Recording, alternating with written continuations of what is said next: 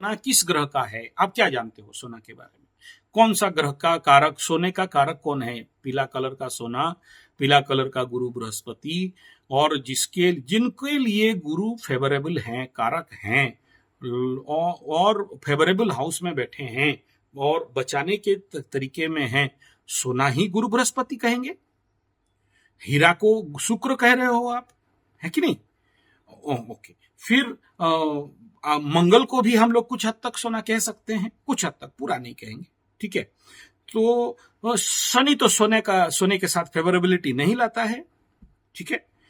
और ये कंडीशन पे आप किसे लेके जाओगे सोना के लिए? गोल्ड के लिए किस किस किस प्लैनेट को लेके चलोगे जो आपके लिए बोलोगे कि मकर राशि के लिए सोना इज वेरी गुड?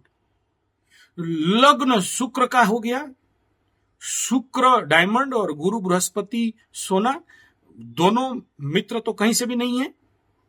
प्लस वृष लग्न के द्वादश लॉस हाउस में गुरु बैठा, अतिबली वीर्यवान महापराक्रमी बन के बैठा।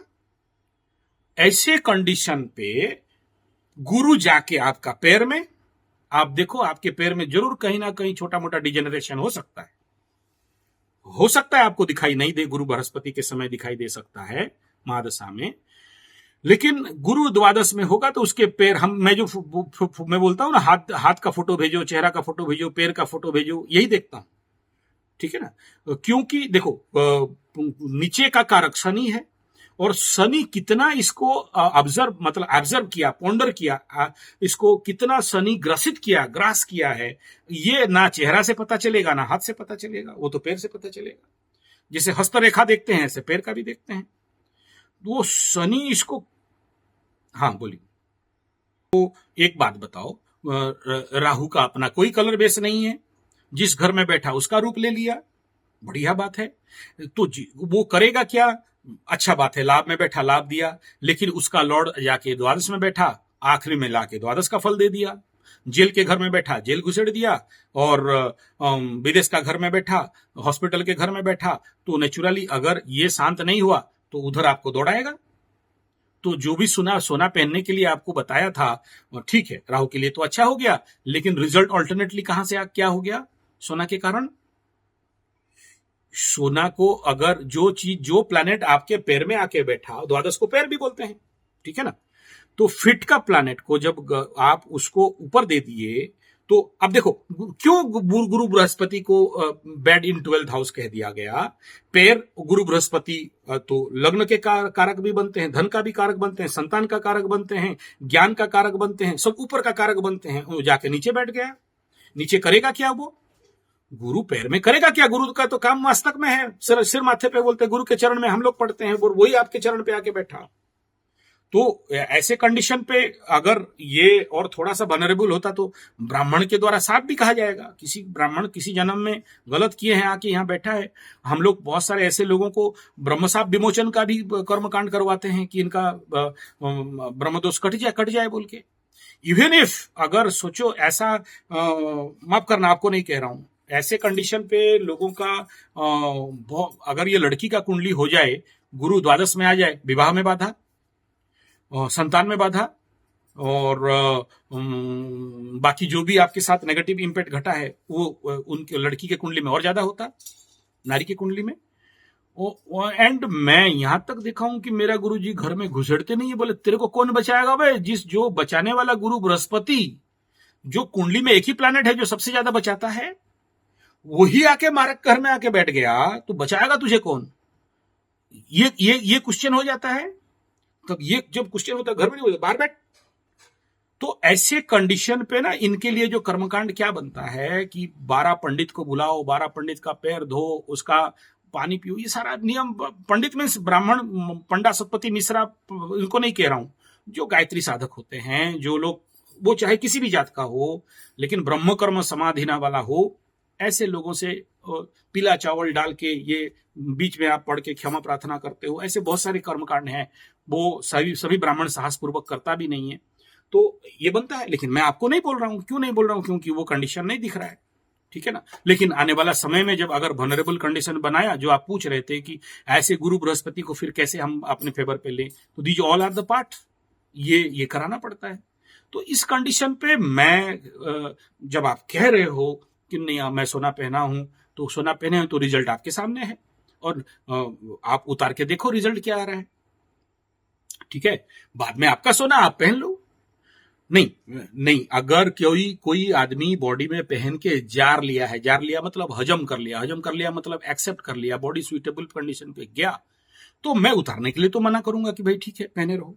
लेकिन as a research for your life, आपका जिंदगी है, आपके बॉडी में कोई भी चीज सोचो, मैं बोला एक सूर्य यंत्र, एक राहु का यंत्र, जो ये छोटा सा चीज है, राहु महुआ का मदांग छोटा सा चीज है, लेकिन बॉडी में कितने सारे परिवर्तन करके खड़ा करके रख देता है। तो सोना जैसे इतना बड़ा हैवी मेटल है, जिस मेटल का मतलब क्या बताएं, कलयुग में जहां पर स्वयं भागवत रचना हुआ, जहां पर कलयुग को रहने के लिए सोना मिला, सोना में ही कलयुग रहता है, और मैं कहूंगा कि आप धारण करो, चाहे मकर हो चाहे कोई और। तो आप मेरे हाथ में देखो, कभी है क्या सोना? मेरे हाथ पैर कंठ में देख लो, लेकिन मेरे पास आप इमेजिन कर लो, मेरे जैसे आदमी के पास कितना सोना नहीं हो सकता है। वो बोलना नहीं चाहिए, ये सब बात सीक्रेट बात है, ठीक है। तो मैं इस कंडीशन पे मैं फेवरेबल नहीं हूं, लेकिन मैं आपको आदेश नहीं कर सकता कि निकाल के उतार दो बोल के, ये आदेश करने का अधिकार मेरे पास नहीं है। लेकिन जिसका कुंडली में ये कंडीशन है, उसके लिए सोना तो फेवरेबल नहीं बनता है। और आपका सोना रिसर्च के अनुसार कुछ दिन उतार के देखो कि आपका मन कैसा लग रहा है, आपकी आर्थिक स्थिति क्या बन रहे हैं, आपकी एनर्जी लाइन क्या बन रहा है, आप देख लो एक बार, अनुभव हो जाएगा, समझ में आ जाएगा, फिर मेरा बात आप समझ जाना, ठीक है। देखो, गुरु बृहस्पति जब फेवरेबल नहीं है, तो उसका कोई भी रत्न, कोई भी पत्थर, कोई भी धातु, कोई भी द्रव्य कहां से, क्यों?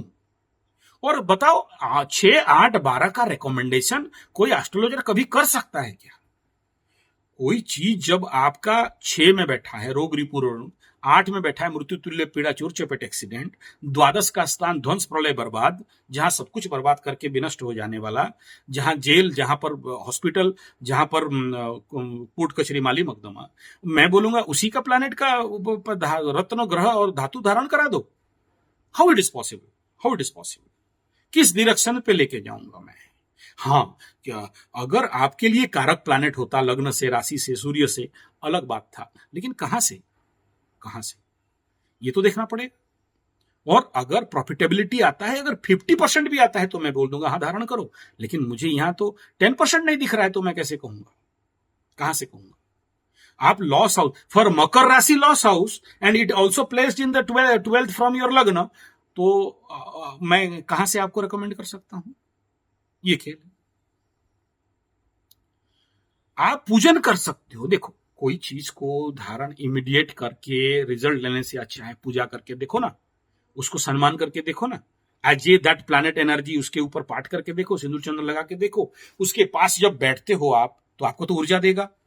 लेकिन जब बॉडी में उसको ले आते हो, तो लग्न हो गया, शरीर हो गया, बॉडी मास पे आ गया उसका इफेक्ट। जब उसका इफेक्ट आता है, जो रत्न में देखा हूं पहनने के बाद, ये जो डायमंड का बात कर रहे हो ना, बॉडी में कुछ नहीं, एज ए रिसर्च के अनुसार पहन के देखो कि 3 घंटा त्रिमुहूर्ते, त्रिलग्ने, त्रिहोरा, त्रिदीबे, 3 दिन तो देख लो, त्रिपक्षीय 45 दिन तो देख लो, क्या होता है। मैं तो देखा हूं आधा घंटा के अंदर बॉडी का हाई टेम्परेचर बढ़ जाता है, अलग अलग स्टोन का, डायमंड का नहीं कह रहा हूं, कुछ है ऐसा प्लैनेट, ऐसा जो आदमी का टेम्परेचर साउं करके डाउन करके एकदम बॉडी ठंडा कर देता है।